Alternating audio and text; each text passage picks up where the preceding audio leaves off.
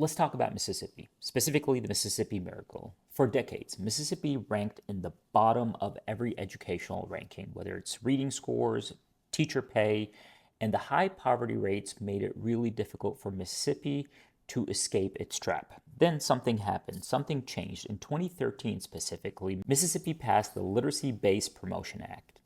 And this law focused on one clear goal, and that is to make every child read by the end of third grade. Simple. Schools identified struggling students, invested in reading coaches, invested in training teachers on the best practices and the science of learning. Critics predicted failure. Instead, 6 years later, Mississippi's moving up the rankings nationally. And here's where the economics comes in. This is not a story about education. It's a story about investment in human capital, and that's the skills, knowledge, and health that make people more productive.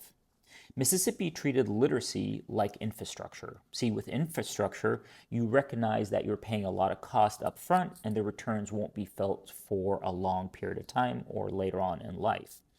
And most politicians don't like that trade-off because they're incurring the cost and somebody else will reap the benefits of that policy. But in Mississippi, they did it, and it worked. What they found is when a child learns how to read, you can build on those items. So you unlock other forms of learning, whether it's financial literacy, job training, and innovation. And the payoff is going to be real.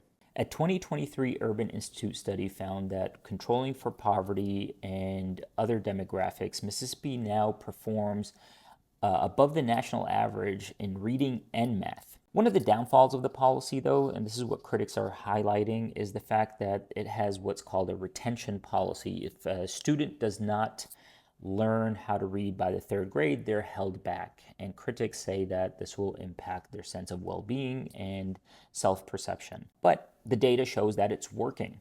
One thing that we know is this has a lot of similarities with a program that we are extremely familiar with in the financial literacy world, and that is the Danny Dollar Academy.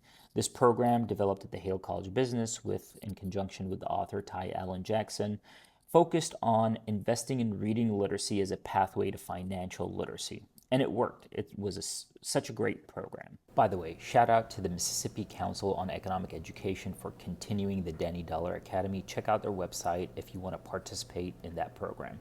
So if you're ever wondering what the punchline here or the takeaway is, investing in education, in teachers, and the science of learning pays off. Mississippi found out. Let's see if other states do that too.